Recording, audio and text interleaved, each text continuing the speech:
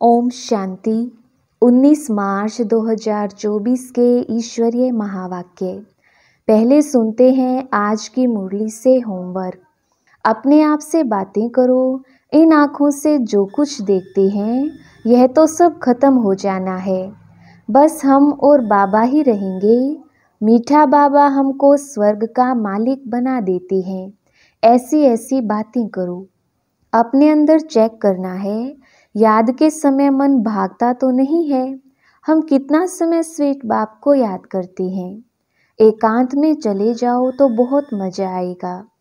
यह बुद्धि में याद रहे, हम अभी पुरुषोत्तम संगम युग पर पुरुषोत्तम बन रहे हैं।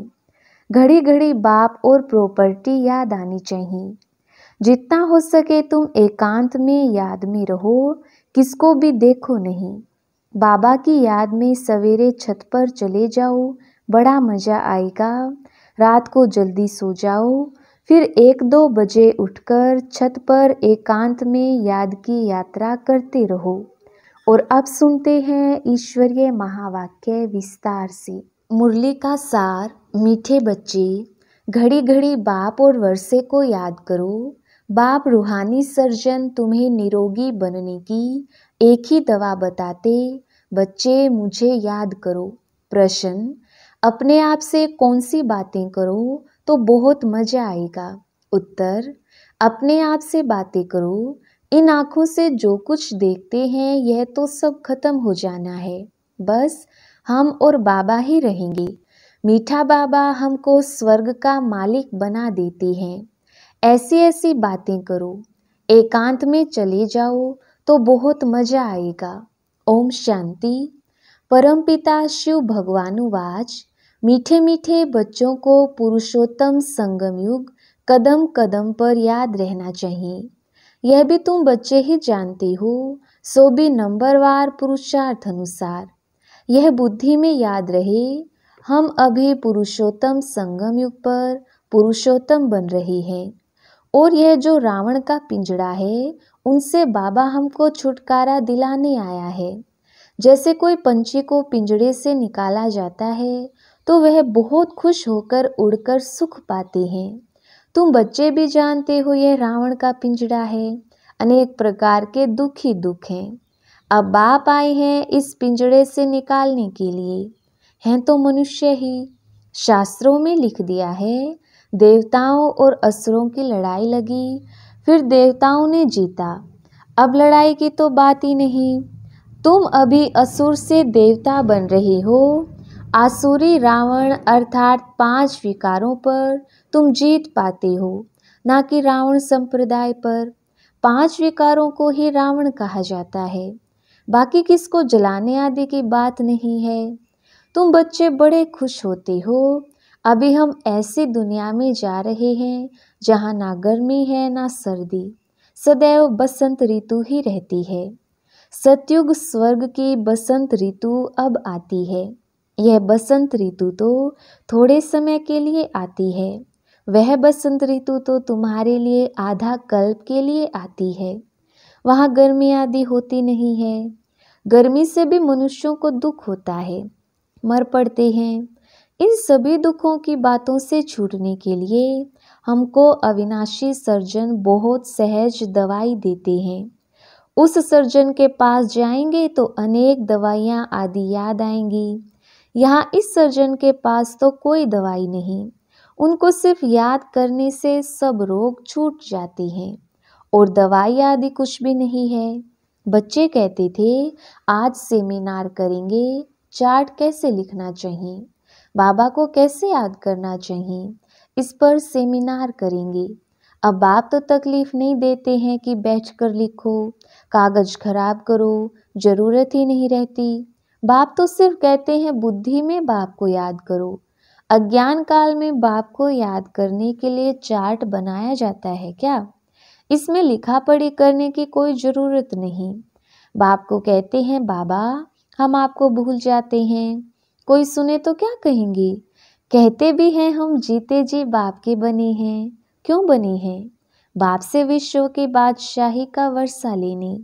फिर ऐसे बाप को तुम भूलते क्यों हो? ऐसा बाप जिससे इतना भारी वर्षा मिलता है, उनको तुम याद नहीं कर सकते हो। इतना बार तुमने वर्षा लिया है, फिर भी तुम भूल जाते हो। बाप से वर्षा लेना है तो याद भी करना है, दैवी गुण भी धारण करने हैं। लिखना क्या है, यह तो हर एक अपने दिल से पूछे। नारद का भी मिसाल है, खुद कहते हैं बड़ा भक्त था। तुम भी जानते हो जन्म जन्मांतर के हम पुराने भगत हैं। हम मीठे बाप को याद कर कितना खुश होते हैं। जो जितना याद करते हैं वही लक्ष्मी नारायण को वरने लायक बनेंगे। कोई गरीब का बच्चा जाकर साहूकार की गोद लेता है तो कितना खुश होता है। बाप को और प्रॉपर्टी को ही याद करते हैं। यहाँ तो बहुत हैं जिनको बेहद के बाप का बच्चा बन राजाई लेने का भी अकल नहीं आता है। वंडरफुल बात है।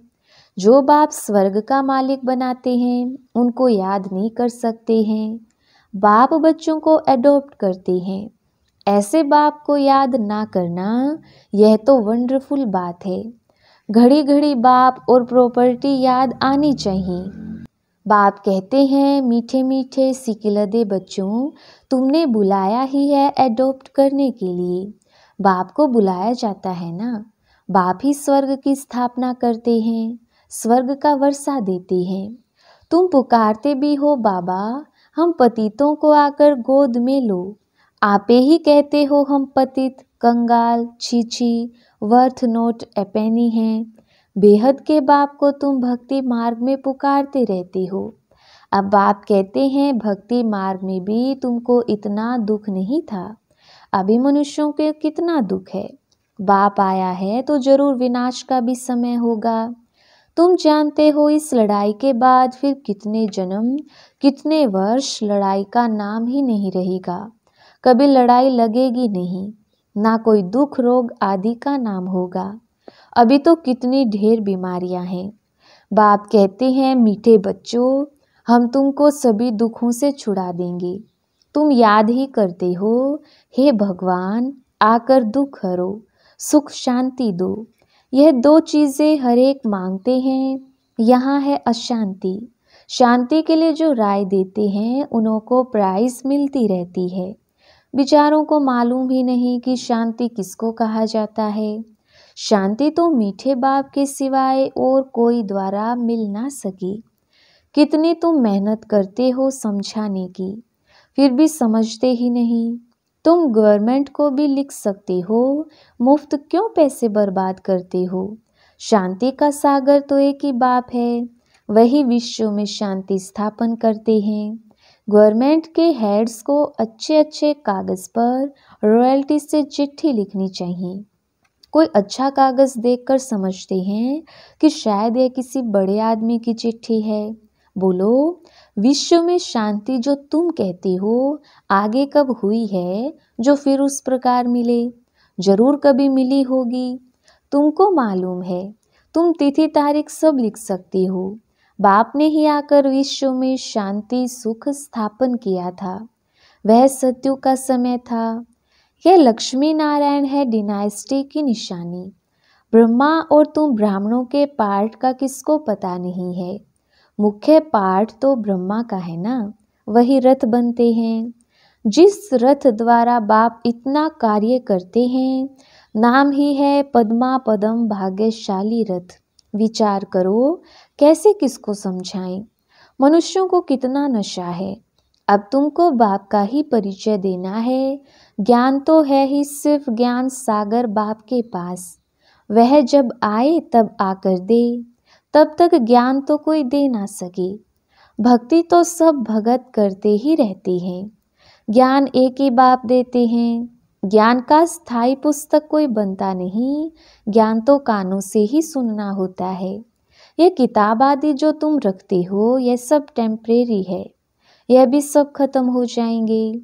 तुम नोट्स लिखते हो यह भी खत्म हो जाने हैं। यह सिर्फ अपने पुरुषार्थ के लिए है। बाबा कहते हैं टॉपिक्स की लिस्ट बनाओ तो याद आएगा, परंतु यह तो जानते हो यह पुस्तक आदि कुछ भी नहीं रहेंगी। तुम्हारी बुद्धि में सिर्फ याद ही चल पड़ेगी। आत्मा बिल्कुल बाप जैसी भरपूर हो जाती है। बाकी जो भी पुरानी चीज़ें इन आँखों से देखते हो वह भी खत्म हो जाएंगी। पिछाड़ी में कुछ भी रहना नहीं है। बाप अविनाशी सर्जन है, आत्मा भी अविनाशी है। एक शरीर छोड़ दूसरा लेती है। दिन प्रतिदिन जो भी शरीर मिलता है छीछे ही मिलता है। अभी तुम बच्चे जानते हो हम श्रेष्ठाचारी बन रहे हैं, बाप ही बनाते हैं, साधु संत आदि थोड़े ही बनाते हैं। बाप तुमको श्रेष्ठाचारी बनाते हैं। बाबा कहते हैं मीठे बच्चे, मैं तुम्हें अपने नैनों पर बिठाकर ले जाऊंगा। आत्मा भी यहाँ नैनों पर बैठती है। बाप कहते हैं हे आत्माएं, तुम सबको निहाल कर ले जाऊंगा। बाकी थोड़ा समय है, अब मेहनत करो। अपने दिल से पूछो, मैं स्वीट बाबा को कितना याद करता हूँ। हीर रांझा का विकार के लिए लव नहीं था, शारीरिक प्यार था। याद करते थे और सामने आ जाता था, दोनों आपस में मिल जाते थे। बाप कहते हैं तुम भी ऐसे बनो।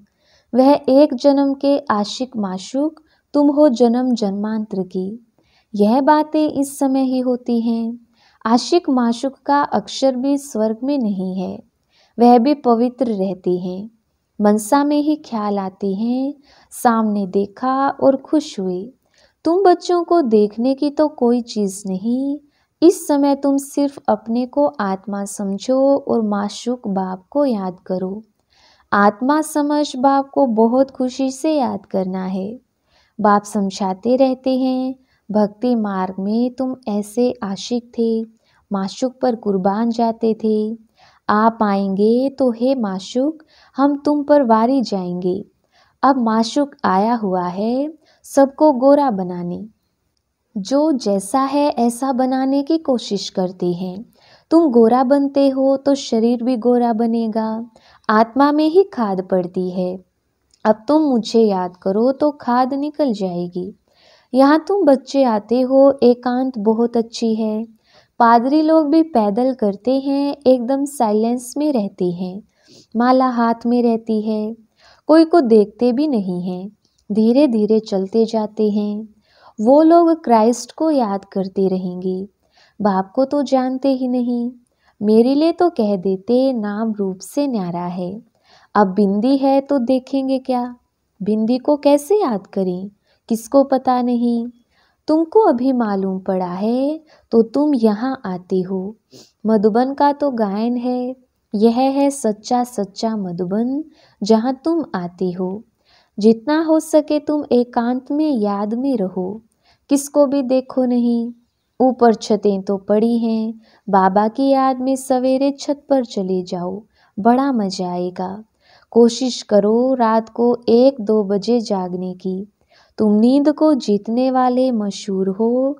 रात को जल्दी सो जाओ, फिर 1-2 बजे उठकर छत पर एकांत में याद की यात्रा करते रहो। बहुत जमा करना है। बाप को याद करते बाप की महिमा करने लग जाओ।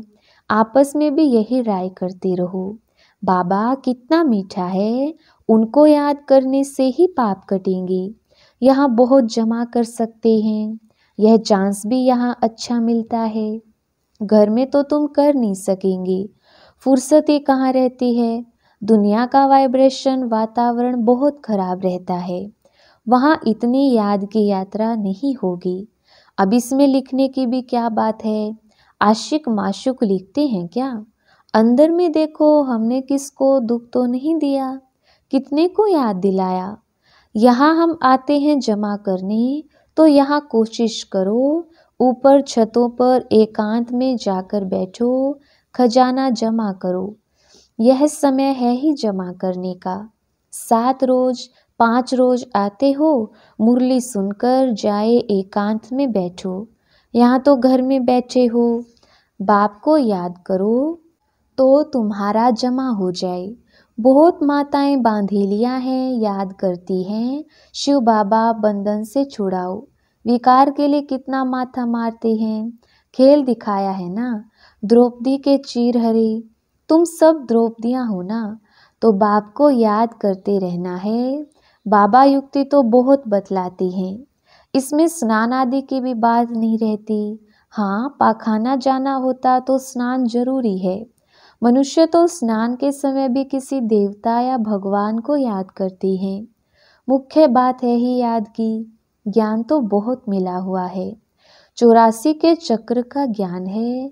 अपने अंदर में बैठकर देखो, अपने से पूछो, ऐसा मीठा मीठा बाबा जो हमको स्वर्ग का मालिक बनाते हैं, उनको सारे दिन में कितना याद किया।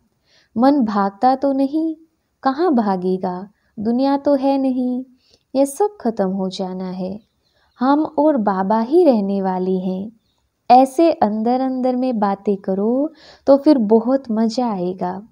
यहाँ जो भी आते हैं वह बहुत पुराने भगत हैं, जो नहीं आते वह समझो कि आजकल के भगत हैं। वह देरी से आएंगे। शुरू से भक्ति करने वाले जरूर बाप से वर्षा पाने आएंगे। यह गुप्त मेहनत है। जो धारणा नहीं करते हैं उनसे कुछ भी मेहनत होती नहीं। यहाँ तुम आते ही हो रिफ्रेश होने। अपने से मेहनत करो। एक हफ्ते में तुम इतना माल इकट्ठा कर सकते जो वहाँ 12 मास में नहीं। यहाँ 7 रोज में सारी कसर निकाल सकते हो।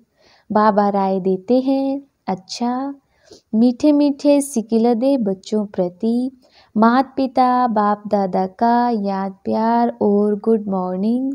रूहानी बाप की रूहानी बच्चों को नमस्ते। हम रूहानी बच्चों की रूहानी बाप दादा को याद प्यार गुड मॉर्निंग और नमस्ते जी। धारणा के लिए मुख्य सार। पहला पॉइंट, एकांत में बैठ बाप को याद कर कमाई जमा करनी है। अपने अंदर चेक करना है, याद के समय मन भागता तो नहीं है। हम कितना समय स्वेट बाप को याद करते हैं।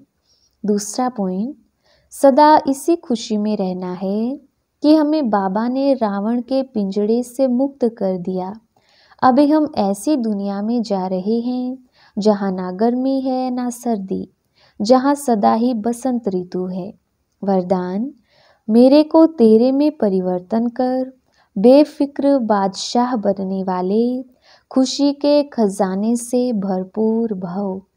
विस्तार, जिन बच्चों ने सब कुछ तेरा किया वही बेफिक्र रहते हैं। मेरा कुछ नहीं, सब तेरा है। जब ऐसा परिवर्तन करते हो तब बेफिक्र बन जाते हो। जीवन में हर एक बेफिक्र रहना चाहता है। जहाँ फिक्र नहीं वहाँ सदा खुशी होगी।